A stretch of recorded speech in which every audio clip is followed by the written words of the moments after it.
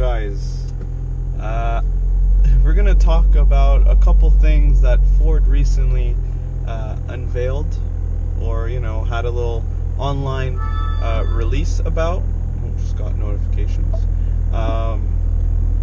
Yeah, so let's talk about that.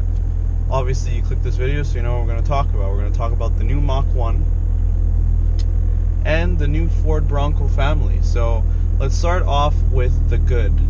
Okay, this is gonna be fun. I haven't done one of these videos in a while, so all right. So we're gonna start off with the good. All right, the new Ford Bronco. Me personally, I find it looks amazing. Hopefully, also you guys can see me, even though this is kind of dangling everywhere. Hopefully, this is not a bust of a video. If it's up online, then I guess I did something right. Anyways, so without making this a terribly long, rambling video, I wanted to talk about the Ford Bronco lineup. Okay, so for 2021, even though Ford already said you can pre-order or, take your orders for the new launch edition for the Ford Bronco, which apparently in the US is already sold out, so that's insane. But for us Canadians, I think we can still pre-order. I haven't really looked on their sites, but don't quote me on that information. Ford Bronco family is basically three different trims, three different variants, I should say, of the Bronco. So you got the two-door, hard top, oh my god, hard top or removable top, or convertible if you want to call it that, sure. You got the four-door, and then you got the sport trim. So basically the sport Bronco looks like a Range Rover Discovery kind of vibe. That's probably my least favorite out of the three, to be honest, which might be surprising to some of you. I actually do like the two-door a lot. Like, if I were to get one, which I would love to one day, it would be that trim for sure. Some of the highlights. Okay, so out of the box to come all-wheel drive, that's just a given. It's super capable. Obviously, they're advertising it and trying to give you that retro vibes with the design language of the new Broncos. They look like, if you want to call them remastered, they look like remastered variants of the first generation of the Broncos from the 70s. That square, boxy type, the big round headlights, I love it. I think Ford, the design team for the design language of the new Ford Broncos it's dope. And the interior looks super nice. Hopefully I'll be getting some little pictures and stuff, maybe some like video footage of the Bronco while I'm doing this. But yeah, the truck looks great. The SUV, whatever you want to call it. Okay, the vehicle looks amazing. What else? Okay, so motors. Let's talk about the motors. You can get them. Get it in the obvious 2.3 turbo 4-cylinder motor that's been used in quite a few vehicles now. Most popular vehicles they've been in is the Ranger, the 2.3 turbo in the Ranger, and of course the EcoBoost Mustangs, and the Focus RS, RIP Focus RS. That is going to be a variant in the Bronco. So you can kind of low-key say, if you get a Bronco, oh, I have a Focus RS motor in my Bronco. Even though it's been detuned quite a bit from what I heard. In the Focus RS, or in even the EcoBoost Mustangs, you're going to get over 300 horsepower. In the Bronco, it's sitting at around 270, so it's very, very similar to the Ranger's power, I guess you can say. So 270. I'm not sure about the torque. I would assume it's going to be about the same, 270, maybe 300 torque. And then the Hot Boy motor that you would probably want is a 2.7 V6 twin turbo EcoBoost V6. And that thing, I can only imagine, once tuning and stuff is available for the Bronco and their ECU, boy oh boy, that thing is gonna fly. So you can get it, I think they said it's a 7-speed manual.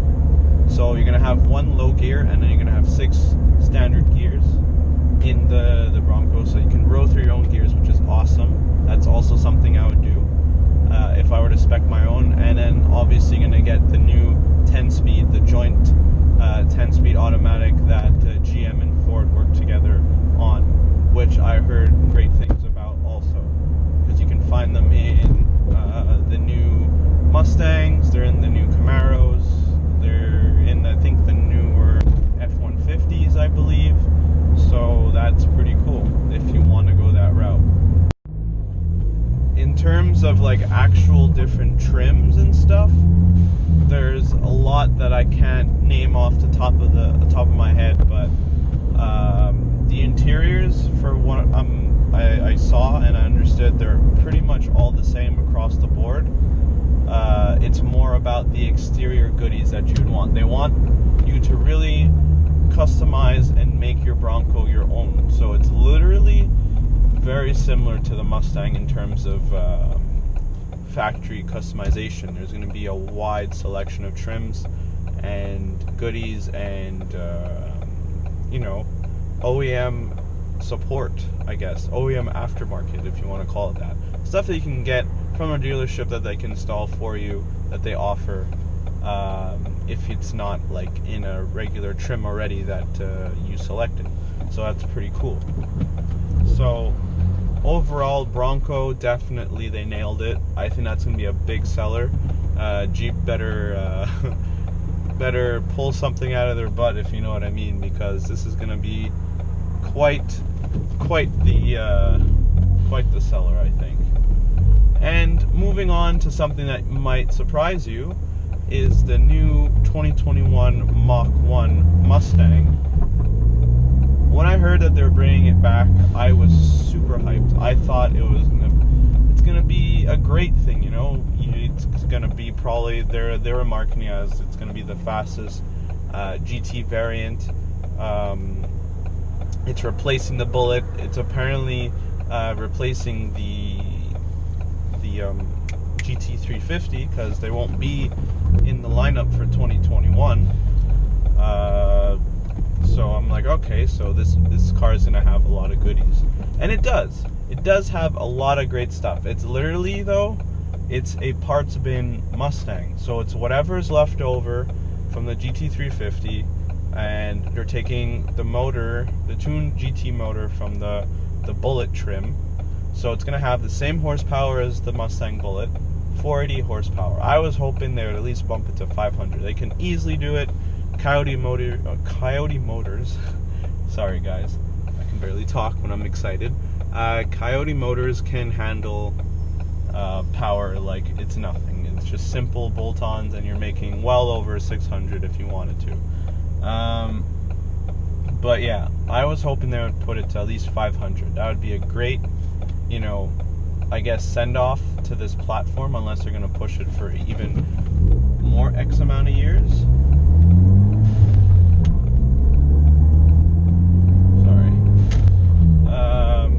But it seems like they're just literally finding different ways to just sell more or less the same car that they've been doing already, with the Bullet that they ran for 2 years already.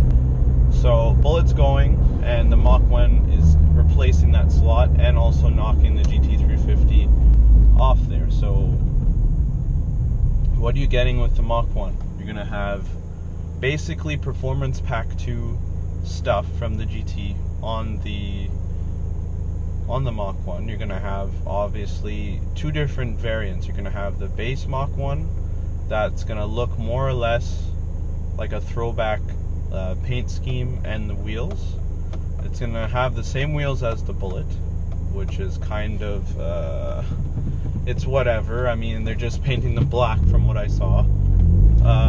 Don't get me wrong, it's a good looking car. Mustang is just a good looking car, and with the Mach 1 nostalgia, it's going to be sick. But I don't know, guys, it's just, for me, it's kind of a letdown, because obviously Mach 1s, you think of the late 60s, the 69, the 70 Mach 1 with the hood scoop, the shaker hood scoop.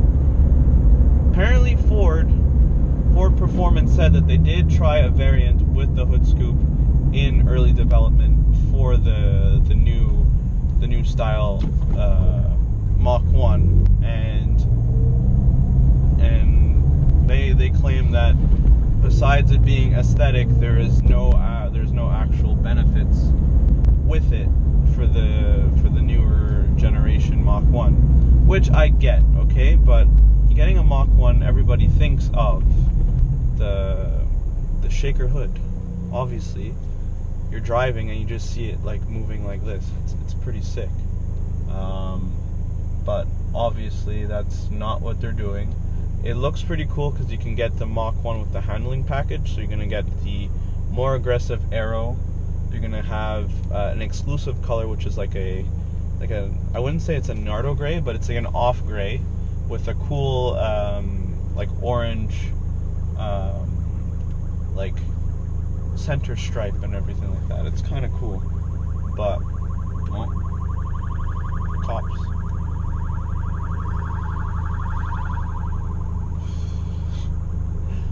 Oh my god.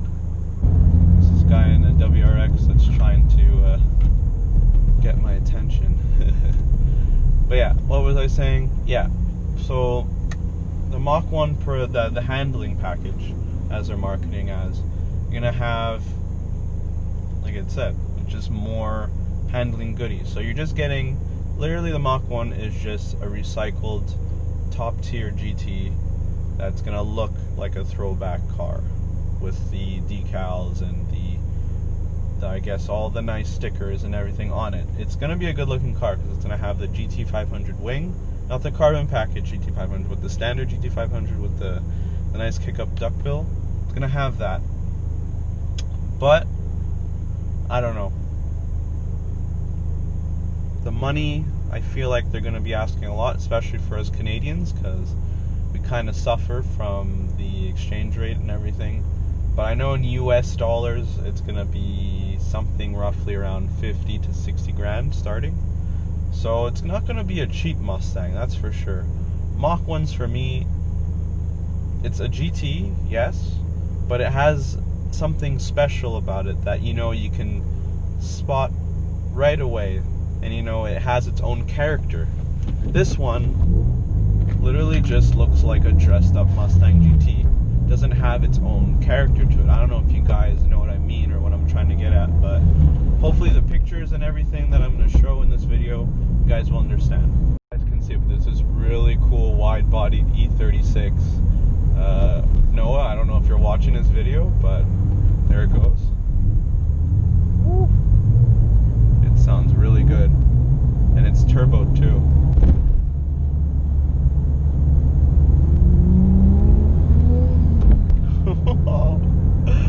Oh my god, that's sick. Good job, dude. That's a solid build.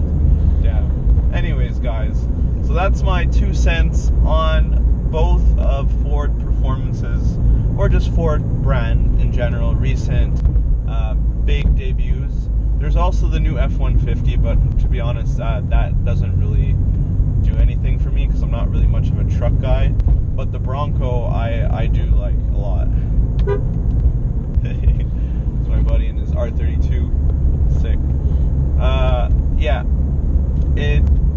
For me, it's all about the Bronco, and yeah, that's for me what I would get if I were in the market for a new daily driver. The new Bronco is sick. Definitely would be my next like brand new Ford if I were to get one. But what do you guys think? Would you rather have the new Bronco or the new Mach 1? They both have the positives and negatives, I guess. I'm more for the Bronco, but what do you guys think? Do you think the Bronco was a hit, is gonna be a hit, or do you think the Mach 1 is getting too much flack for what it is, and we should have just appreciated? Really, guys, it's like it's up to you. I mean, I'm leaving it for you guys to discuss in the comments. So with that said, please leave a like, comment, and subscribe if this is your first time, and I'll hopefully see you guys in the next video. And that's it for today. Take care, guys.